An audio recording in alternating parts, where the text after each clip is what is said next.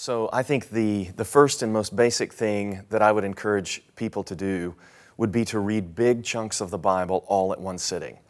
So I think that if you'll do this repeatedly, reading a big chunk, let's say you read all the book of Genesis all at one sitting, because you've read it all at once, when you get to chapter 50, chapters 1 and 2 and 3 are still going to be fresh on your mind. So you're going to be able to recall what you just read in the opening chapters at the end of the book in a way that you don't necessarily recall it if let's say you're reading three or four chapters a day and it was a week or so ago since you read Genesis 1 through 3. It's not going to be fresh on your mind. You're not going to remember exactly where it was, if you remember that it was there at all.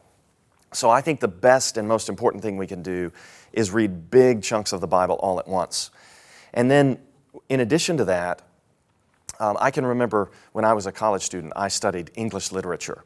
And I said to one of my professors one time that I wanted to read James Joyce's novel, Ulysses.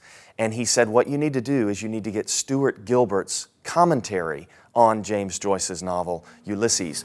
And what Stuart Gilbert does is he highlights all the ways that James Joyce has connected his narrative of Leopold Bloom to the narrative of Odysseus in the Odyssey. The name Odysseus is Ulysses in the Latin, and so the novel is entitled Ulysses because Leopold Bloom is on an Odyssey that corresponds to the Odyssey that Odysseus was on.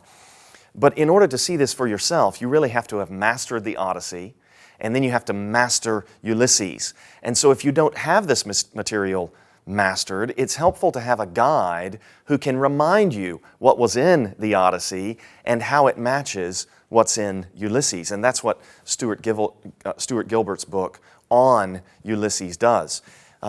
This book, God's Glory and Salvation Through Judgment, was written to serve that kind of function for readers of the Bible. So one of my hopes is that as people read through the Bible, they might, let's say, read Genesis 1 through 11, and then read the corresponding section in God's Glory and Salvation Through Judgment, and then read the next section of Genesis, and then read the next section of this book.